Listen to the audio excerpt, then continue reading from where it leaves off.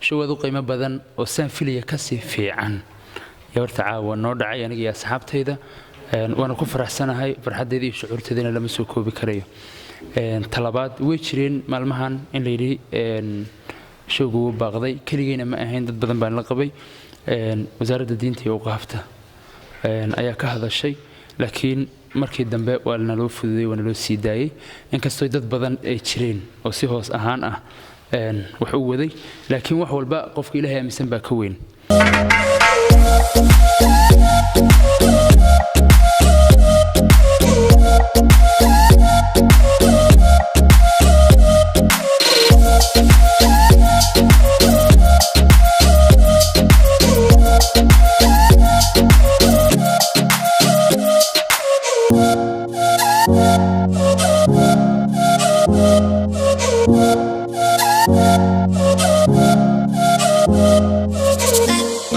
kulanti waxaan oo wanaagsan dhammaan daawadayaasheeda qadarinta iyo qiimaha mudanow halkani waa waayaha fanka TV oo alaaba kala socotaan aalada YouTube barnaamijku waa barnaamijkii xogta iyo xiisaha fanka daawada haddii aad nagu cusub tahay si aad ugu soo biirto daawadayaasha waayaha fanka TV fadlan subscribe saar like iyo comment oo didilkiin hoosta noogu soo reebtaan raaci gambareelka si aad uga warhayso muuqaalada cusub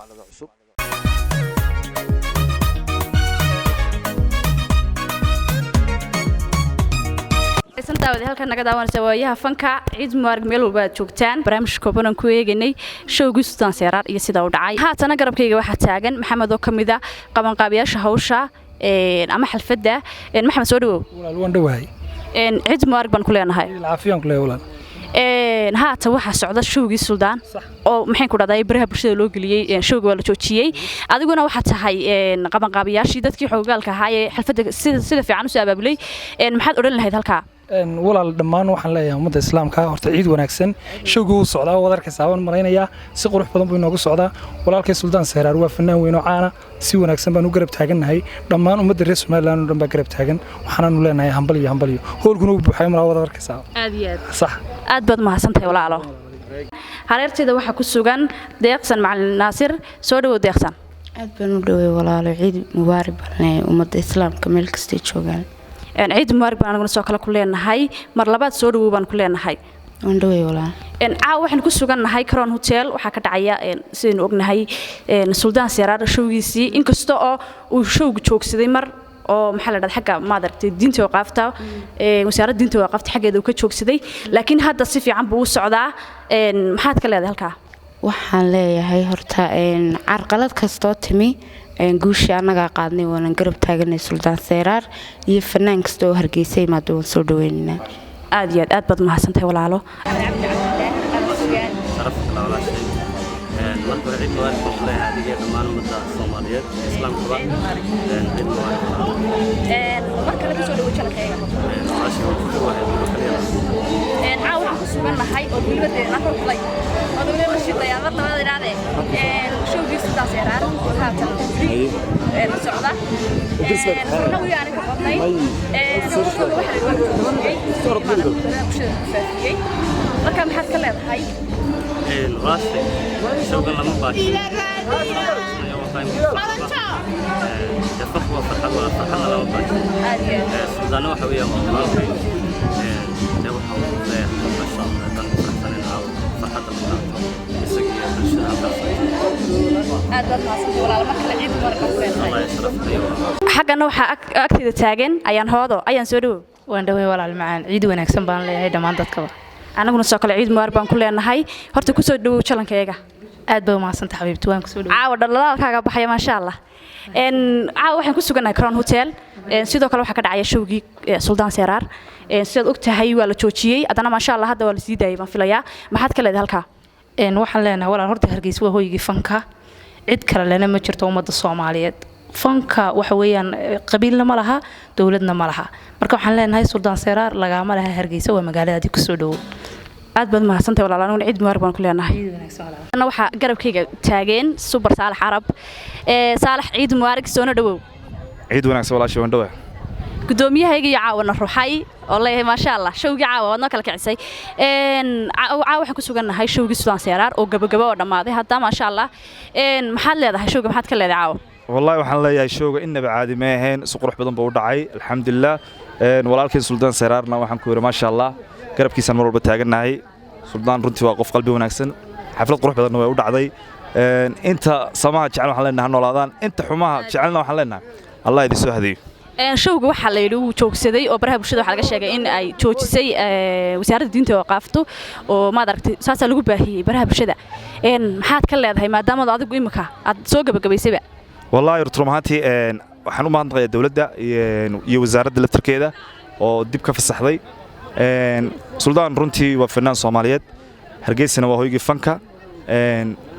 fanaan walba yimaadana ina waxaan ku yiri la soo dhaweeyo oo la garab istaago waa shay qaaliya waana ku faraxsanahay runtii in caaw barnaamijkan hirgalo aad iyo aad anaguna mar labaad iyo mar saddexaad waxaan ku leenahay ciid mubaarak qalanjo barwaaqo ciid mubaarak magaca ku soo dhawo janaka waxaan ku dhaday waqtooda saacawa quruxdaada ma sha Allah awal baqranjaad hayde caaw wallahi baaqda showgu oo maxay ku dhaday waxa loo joojiyay sabab waxa dawladda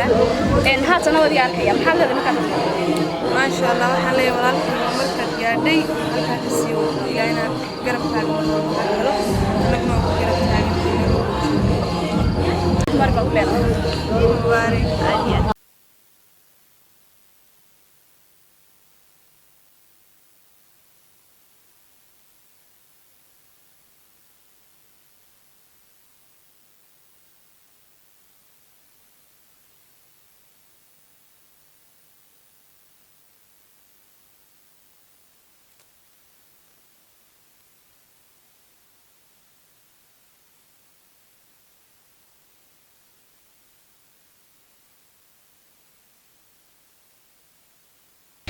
haatana garabkayga waxa taagan Liibaan Cabdi oo kamid ah fanaaniinta geyga Soomaalida si fiican looga yaqaan soo dhaw Liibaan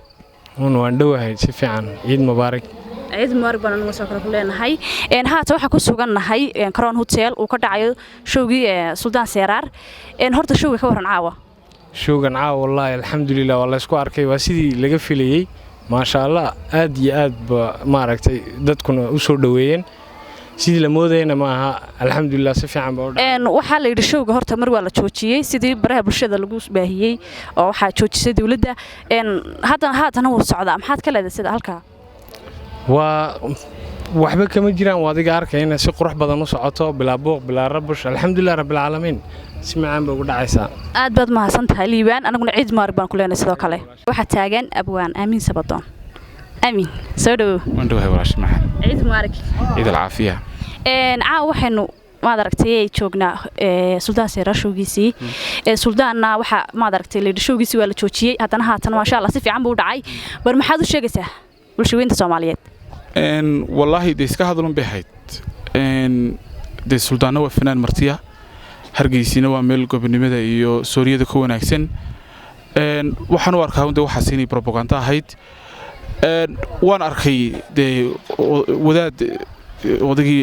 mashaayikh diinta oo qaafto ka hadlaya laakiin dabaaqan baan arkay amar oo maan arkaynin Hargeysina de waa sidan sheegay waa dad gobonimada iyo siba qof markuu marti yahay ee uu magaalo kale ka yimaado uu magaranaysa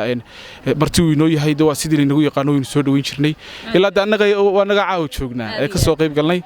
marka waxaan leeyahay si qurux badan bay ugu dhacday ma sha Allah dad qurux badan baa ka soo qayb galay waan u mahad celinayaa runtii dadkii soo sharfay xafladda ka soo qayb galay aad baad mahadsantahay mar labaad iyo mar saddexaad ciid mubaarak baan ku leenahay tan waxa garabkayga fadhiya Suldaan Seraar Guhaad Suldaan ciid mubaarak ciid mubaarak walaalo adiga iyo familkii dhammaan muslimiinta waxaan leeyahay ciid mubaarak mar koobaad iyo mar labaad iyo waliba mar saddexaad aad baan ku soo dhaweynayaa thank you waan dhawahay walaalo Suldaan caaw waxa ku qabsamay horta ma sha Allah show aan hadal iyo kuntoona karin showgaas horta waxa social media la galiyay waa la joojiyay oo ma aragtay dib u baaqday haddana de horta anaaba la kulmay showgiyo dhacay walba si fiican u dhacay taageerayaashaada iyo maxaa la dhahdaa bulshooyinka Soomaaliyeed maxaad leedahay dhammaan taageerayaashayda iyo bulshada Soomaaliyeed baan salaamayaa shacabweynaha reer Somaliland kale ilaa baan u salaamayaa sida quruxda badan ee sharafta badan ee wanaagga ku dheehan yahay ee showga caawa u soo camreen aad baan ugu mahadcelinayaa showad u qiimo badan oo saan filaya ka sii fiican yaa horta caawa noo dhacay aniga iyo asxaabtayda waana ku faraxsanahay farxaddeeda iyo shucuurteedana lama soo koobi karayo talabaad way jireen maalmahan in la yidhi showgu wuu baaqday keligeyna ma ahayn dad badan baan la qabay wasaaradda diinta iyo awqaafta ayaa ka hadashay laakiin markii dambe waa naloo fududay waa naloo sii daayey inkastoo dad badan ay jireen oo si hoos ahaan ah wax u waday laakiin wax walba qofka ilaahay aaminsan baa ka weyn waana ku faraxsanahay waana soo dhaweynayaa inta sheedda iga nacbiya inta jecel baa anigaa jecel waxaan leeyahay ta kale waxaa jirta inay dad badan lahaayeen fanaankii martida ahaba magaalada showgiisa laga kansalay midda koobaad mid baan u sheegayaa anigu somaliland marti kuma ihi waa magaaladeydii waa waddankaygii waa dhulkaygii waan jeclahay dadka iyo dalkaba waan jeclahay waa meeshuu fankayga ku hana qaaday waana hooygii fanka run marka laga hadlo xaqa lama qarya la yidhahda waa hooygii fanka soomaaliyeed dad aad u qiimo badan oo aad u sharaf badan oo fanka ixtiraama oo fanaaniinta ixtiraama ku nool waan u mahadcelinayaa dhammaan shacabweynaha reer somaliland ummadda soomaaliyeedna waxaan leeyahay ciid mubaarag dowladda ayaduna waan u mahadcelinayaa oo ii fududaysay iyo wasaaradda diinta iyo awqaafta oo ii fududeeyey showga inuu caawiyo dhaco waan u mahadcelinaya dhammaantood fanaaniinta walaalahayga ah ee sida niyadda ah ee qalbiga wanaagsan ee ii soo garab istaagtay ee showga iila soo camirtay waan u mahadcelinayaa iyaga la'aantood barnaamijka ima suurtagaleen baan leeyahay way soo garab istaageen shacabkiina way ila nuuriyeen maasha allah maslixiina maasha allah way ila shideen marka dhammaantood waan u mahadcelinayaa inta iga maqan soo maaha iyagana kale ilaa baan ugu mahadcelinayaa daawadeel inta waxaynu ugu soo gabagabeynaynaa barnaamij kooban aan ku soo qaadanay showgii Suldaan Seeraar iyo sida uu dhacay aniga iyo bahdayada isku duuban waxaan idinka tegaynaa ciid mubaarak salaamu alaykum